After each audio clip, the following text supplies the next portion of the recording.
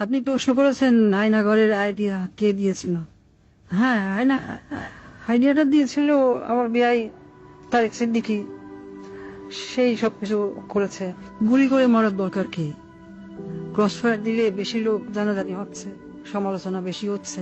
সেদিন থেকে শুরু হলো এই নতুন পরীক্ষামূলক পরিকল্পনা। একটা ছোট্ট ঘর, 3.5 ফিট বাই 3.5 ফিট। ওইখানে নিজের কোথাও ভালোভাবে শোনা যায় না।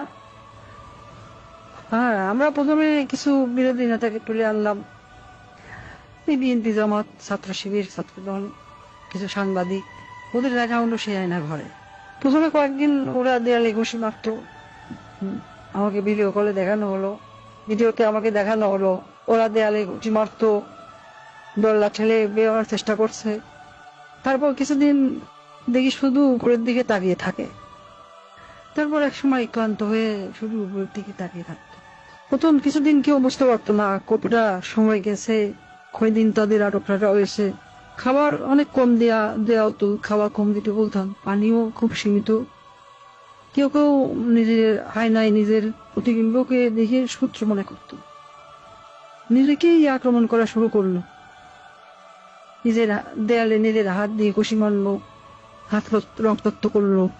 আমার সবচেয়ে সুন্দর দৃশ্য ছিল যখন একজন সাংবাদিক, কি যেন ওর নাম, হ্যাঁ মাসুদ, নিজের নখ দিয়ে নিজের মুখের চামড়া ছিঁড়ে ফেলা চিৎকার করছে।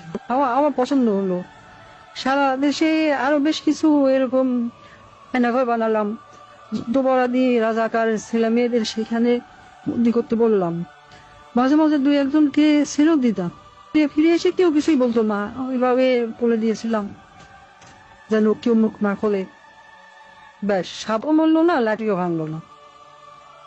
মানুষ ভাবলো যান বাঁচাতে স্বেচ্ছায় আত্মগোপন করেছিল, কিন্তু আমার আসল শক্তি ছিল প্রচারণায়। আমার দলের নেতা কর্মীরা, তারাও এই ব্যাপারটা বিশ্বাস করতে পারে।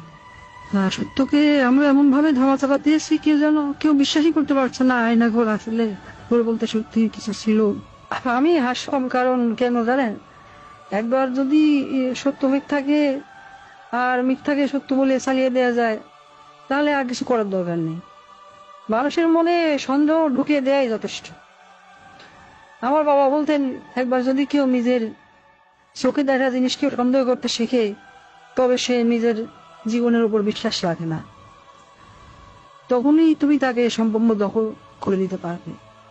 আমি তাই করেছি। আমি তাদের মনের উপর শাসন করেছি। আমি তাদের কল্পনাকে বন্দি করেছি।